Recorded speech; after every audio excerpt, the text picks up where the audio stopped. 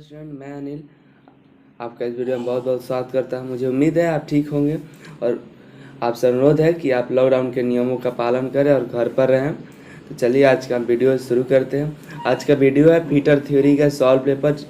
इस वीडियो के देखने के बाद आपको ये पता चल जाएगा कि आपको क्वेश्चन एग्जाम में कैसे आते हैं और ये भी पता चल जाएगा कि आप कितना का जवाब दे सकते हैं। तो इस क्वेश्चन में अपने मन से भी सोचिए कि हम बना सकते हैं कि नहीं। उसके बाद आंसर हम तो बता ही रहे हैं, उसे कमेंट जरूर किए कि आप कितने सवालों के जवाब आप अपने मन से दे सकते हैं। ज़रूर दीजिएगा, जितने सवालों के जवाब दे सकते हैं 10, 20, 50। इसमें टोटल क्वेश्चन की संख्या 50 है, फर्स्ट ईयर के लिए। तो चलिए शुरू करते हैं। पहला क्वेश्चन, बेंच वाइस को डैश भी कहा जाता है। बेंच वाइस को क्या कहा जाता है? इंजीनियर वाइस बोला जाता है। आंतरिक क्वेश्चन नंबर 2 है, आंतरिक कैलिपर मापन केवल डैश द्वारा पढ़ा जा सकता है। वो है स्थानांतरित आकार द्वारा, ऑप्शन बी। वर्नियर कैलिपर में मुख्य स्केल की रीडिंग, हाँ, क्वेश्चन नंबर 3 और 48 जो दो क्वेश्चन है इसमें जिसका हम डिस्कस लास्ट में करें, जिसमें रीडिंग ज्ञात करना है, हम इसको लास्ट में ज्ञात करेंगे। 3 और 48 ध्यान रखें। डेप्थ माइक्रोमीटर का प्रयोग बड़े वर्ग वाले आकार के मापन के लिए किया जाता है। क्योंकि लास्ट में क्योंकि इसके पास विभिन्न प्रकार की आकार मापन के लिए एक्सटेंशन रॉड की संख्या अधिक होती है। डेप्थ माइक्रोमीटर देखिए ना, ऑप्शन ए इज करेक्ट। वह ड्रिलिंग मशीन क्या कहलाती है जिसके समान शीट्स में एक से अधिक ड्रिल का प्रयोग में लाया जाता है? वो कहलाता है multi spindle drilling machine, option D. गढ़ाई कार्य के लिए कितने वजन तक के हाथ के हथौड़े का प्रयोग में लाया जाता है? कुछ मानक यूज किए हैं 2 किलोग्राम का, ऑप्शन बी। 7A फाइल की ग्रेड को डैश द्वारा ज्ञात किया जा सकता है, ऑप्शन सी। दांतों के बीच के रिक्त स्थान। वृत्ताकार जॉब को पकड़ कर रखने के लिए इनमें से किसका प्रयोग किया जाता है? क्लैंप के साथ भी ब्लॉक, ऑप्शन सी। सामान्य तौर पर प्रयोग में लाए जाने वाले 3 पॉइंट वाले माइक्रोमीटर की न्यूनतम गणना होती है 0.001 mm, ऑप्शन डी। जॉब को सहारा देने और क्लैंप करने के लिए किस एंगल फ्लैट का प्रयोग किया जाता है? वो है slotted angle plate, option C. Hardened steel अवयव को टेम्परिंग का क्या उद्देश्य है? टेम्परिंग का क्या उद्देश्य होता है?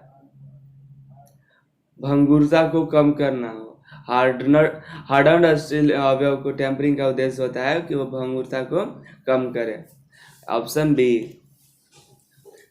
नॉर्मलाइजिंग का उद्देश्य क्या होता है? संरक्षा को परिष्कृत करता है, ऑप्शन सी।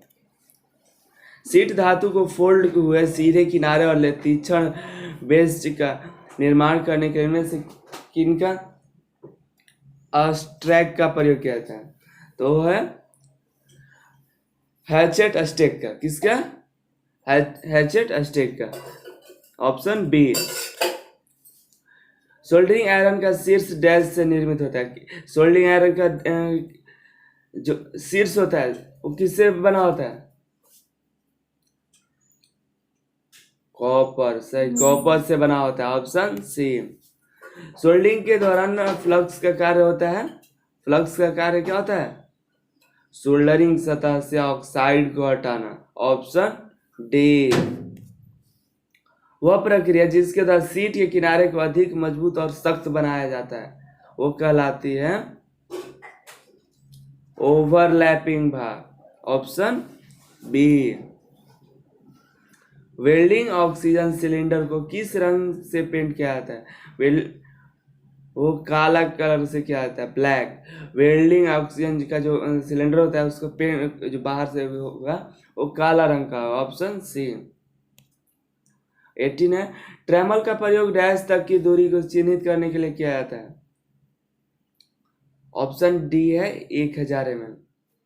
साधारण तौर पर सबसे अधिक प्रयोग में लाया जाने वाला रिवेट क्या कहलाता है? वो होता है वृत्ताकार शीर्ष वाला। क्या होता है? वृत्ताकार शीर्ष वाला, ऑप्शन ए। किस एक्सेसरीज का प्रयोग क्लैंपिंग उपकरण के रूप में आर्क वेल्डिंग के तरह इलेक्ट्रोड को पकड़ने और चलाने के लिए किया जाता है? बता सकते हैं? वो होता है इलेक्ट्रोड होल्डर। अब जॉब की ग्राइंडिंग के दौरान, स्लैग की चीपिंग के दौरान आंखों को सुरक्षित रखने के किस एक्सेसरीज का प्रयोग किया था? तो हमारा चश्मे का। और हम एक बात बता दें, और हम कोई भी अपना जॉब बना रहे हैं, कोई भी का, तो अपना पीपी जरूर पहने। चश्मा, हाथ में ग्लव्स पहन सकते हैं, हैंड स्क्रीन पर, ये सब हमें ज़रूरी है अपनी सुरक्षा के लिए। 22 क्वेश्चन नंबर, सेंटर पंच का कोण बिंदु कितना होता है? तो कोण बिंदु होता है 90 डिग्री, एकदम सीधा रहता है ऊपर की तरफ। ट्राई स्क्वायर द्वारा कितने कोण की जांच की जा सकती है? तो बस 90 डिग्री, सी है इसका भी 90 डिग्री। बैंड सॉ मशीन की मेज कैसी होती है? डैश होती है। कैसी होती है? वो फिक्स्ड होती है, ऑप्शन ए। 5S प्रणाली का क्या फायदा है? 5S प्रणाली से क्या फायदा है? उत्पादन क्षमता को बढ़ाती है। 5S उत्पादन क्षमता को बढ़ाती है, ऑप्शन डी। सामान्यतः ड्रिल डैश से बने होते हैं। जो जनरल ड्रिल है वो आपके HSS से बने होते हैं, HSS, ऑप्शन बी। ड्रिल का अवकाश कोण डैश के बीच का होता है? वो 8 से 12 डिग्री के बीच का होता है। M5 टेप के साथ टैपिंग के लिए किस आकार का ड्रिल का प्रयोग होता है? वो है 4.2 mm का, ऑप्शन सी। ट्विस्ट ड्रिल का कोण डैश होता है? ट्विस्ट ड्रिल का कोण बताना है, option B, 118 degree. Twisted drill का कोण कितना होता है? 118 डिग्री, ऑप्शन बी। सब याद कर लीजिए। ड्रिल पर, लेथ पर ड्रिल करते समय ड्रिल में डैश स्थित होता है। ड्रिल में क्या होता है ऐसा? देखिए तो, टेल स्टॉक, हाँ, option B, tail stock. Lathe का कैरिज डैश में स्थित होता है? बेड के बीच में होता है। लेथ का कैरिज बेड के बीच में होता है, ऑप्शन ए है। इनमें से किसका प्रयोग नियमित वर्क पीस को पकड़ने के लिए किया जाता है? फेस प्लेट को, ऑप्शन बी। रेजिनॉड बॉन्ड के लिए प्रयोग में लाया जाने वाला औपचारिक चिन्ह, अब इसमें बताइए कौन सा है? तो औपचारिक चिन्ह बॉन्ड है तो बी, उसका BOND होता है, तो बी से बी हो जाए, बॉन्ड का बी मान सी हो जाए। मूलतः ग्राइंडिंग डैश होते हैं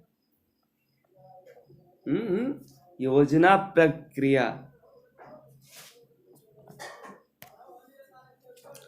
टेल स्टॉक स्पिंडल के नोज में उपलब्ध कराया जाने वाला टेपर डैश है? Oh Morse taper. कौन सा था? Morse taper, option A. BIS को डैश कहा जाता है? Bureau of Indian Standard. 36C। Vernier depth gauge का प्रयोग डैश के मापने के लिए किया जाता है? डैश के लिए ब्लाइंड होल्स के स्टेप डेप्थ को मापने के लिए किया जाता है, सी, ऑप्शन।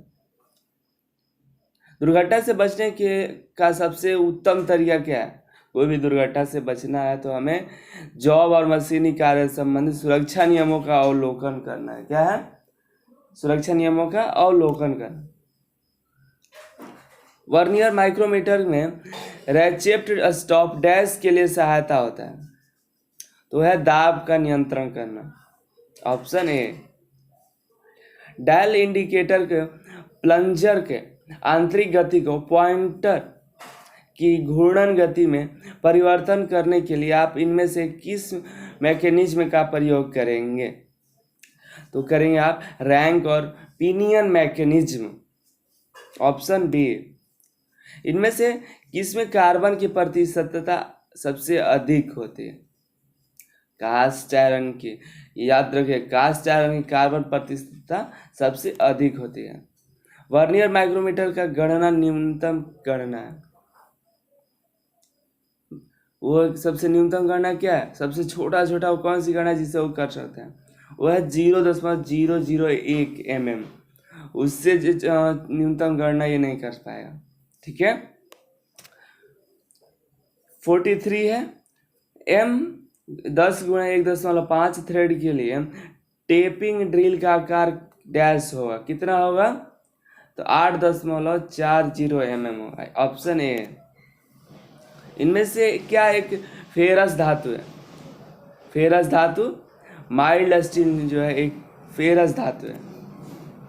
45 है स्पॉट फेसिंग डैश के लिए की जाती है, वो सतह को समतल करने के लिए ताकि बोल्ट सीट एक उपयुक्त स्थान ले सके।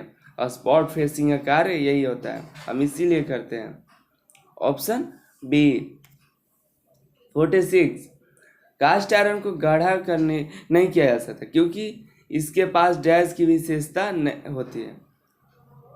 फिर से पढ़ लेते हैं एक बार। कास्ट आयरन को गड्ढा नहीं किया जा सकता क्योंकि इसके पास डैश की विशेषता होती है। इसकी विशेषता होती है भंगुरता की, इसलिए इसे गड्ढा नहीं किया जा सकता, ऑप्शन डी। फ्लक्स का मुख्य कार्य डैश है। फ्लक्स का मुख्य कार्य ऑक्सीडेशन को टालना। फ्लक्स का कार्य क्या होता है? ऑक्सीडेशन को टालना, ऑप्शन ए। 48 है एक माइक्रोमीटर के पास 0.03 mm का धनात्मक त्रुटि है। धनात्मक त्रुटि, हाँ 48 को बताए थे, इसको सॉल्व करना है। 2 है 3 और 48 जो कि मैथ के तरह से सॉल्व करना है, उसको हम बता दे रहे हैं लास्ट में। चलिए आगे इसको देख लें। 49 यदि ड्रिल बिंदु केंद्र में नहीं होगा तो इसका क्या प्रभाव होगा? इसका प्रभाव क्या होगा बताइए? इसका प्रभाव होगा कि अधिक आकार वाले छिद्र बनेंगे। ड्रिल बिंदु केंद्र में नहीं होगा तो इसका क्या प्रभाव होगा? अधिक आकार वाले छिद्र, ऑप्शन डी। बोरिंग प्रचालन का प्रयोग डैश के लिए किया जाता है और छिद्र को बढ़ाने के लिए, बोरिंग प्रचालन। तो अब चलिए 3 और 48 क्वेश्चन नंबर को सॉल्व करते हैं। क्वेश्चन नंबर 3 है, हमने कहा था लास्ट में डिस्कस करेंगे उसको। ये मैथमेटिकल है। वर्नियर कैलिपर के मुख्य स्केल की रीडिंग 40 mm है। मुख्य स्केल के साथ होने वाली रीडिंग वाली वर्नियर डिवीजन 28 डिवीजन है, तो रीडिंग क्या होगी? डैश है, इसके 4 ऑप्शन दिया गया है, ए बी सी और डी। तो हमें ज्ञात करना है वर्नियर कैलिपर की रीडिंग। वर्नियर कैलिपर की रीडिंग जो कि मुख्य स्केल की रीडिंग हमें 40 mm दिया गया। क्या दिया गया? मुख्य स्केल की रीडिंग। और दिया गया हमें वर्नियर डिवीजन भी दिया गया। मुख्य स्केल के साथ वर्नियर स्केल का डिवीजन दिया गया 28, जो कि यहाँ पर है। तो हमें ये वर्नियर कैलिपर का रीडिंग ज्ञात करने के लिए वर्नियर स्केल का रीडिंग हमें ज्ञात होना चाहिए। तो वर्नियर स्केल की रीडिंग ज्ञात करने के लिए अब डिवीजन से हमें करना पड़ेगा। डिवीजन वर्नियर स्केल का रीडिंग होता है, सूत्र होता है मुख्य स्केल का वर्नियर स्केल का डिवीजन गुणे वर्नियर कैलिपर का अल्पतमांक। तो अल्पतमांक होता है वर्नियर कैलिपर का 0.02 mm, जो कि मीट्रिक पद्धति है, लेकिन और ब्रिटिश पद्धति में 0.001 इंच होता है। वर्नियर कैलिपर का अल्पतमांक कितना होता है? 0.001 0.001 इंच में होता है। ठीक है, तो हम इसको ज्ञात कर लें, तो इसको गुणा करेंगे 0.056 mm आ जाएगा। तो वर्नियर कैलिपर की रीडिंग हम आसानी से ज्ञात कर लेंगे। मुख्य स्केल की रीडिंग प्लस वर्नियर स्केल की रीडिंग, तो 40 प्लस 0.56 mm कर लें, 40.56 mm आ जाएगा। इसमें ऑप्शन देखते हैं, 5 ऑप्शन बी सही है, 3 का ऑप्शन बी। हमारे पास क्वेश्चन नंबर 48 भी था, जिसे मैथमेटिकल से सोच के सॉल्व कराते हैं आपको। एक माइक्रोमीटर के पास 0.03 mm का धनात्मक त्रुटि है। धनात्मक त्रुटि मतलब प्लस में जाएगा, और ऋणात्मक होता है तो माइनस में आता है। यदि माइक्रोमीटर इसे 20.43 रीड करता है तो वास्तविक रीडिंग, एक्चुअल रीडिंग क्या होगी? ऑप्शन भी 4 दिए हुए हैं। धनात्मक त्रुटि प्लस में इसको डिफाइन कर दिए हैं। माइक्रोमीटर की रीडिंग है 20.43 mm। तो एक्चुअल रीडिंग हो जाए, माइनस कर दें, त्रुटि है, त्रुटि कभी भी आता है तो माइनस में हो, याद रखिए। त्रुटि मतलब त्रुटि में माइनस में हो, तो इसको माइनस कर दें। अगर ये माइनस में होता तो माइनस लिखते हैं, प्लस में है तो प्लस, तो माइनस करें 43 में करें तो 0.43 40 हो जाए। तो आंसर आया 20.43, 0.40 है। कहाँ है? ऑप्शन बी सही है हमारा। तो कैसा लगा ये वीडियो? 50 क्वेश्चन हमें उम्मीद है कि समझ में आया होगा और पता चला होगा आपको किस तरह के सवाल आपको एग्जाम में पूछे जाते हैं। तो जाने से पहले हम आपको बता दें कि आप घर में रहें और सुरक्षित रहें, बाहर न निकले। धन्यवाद।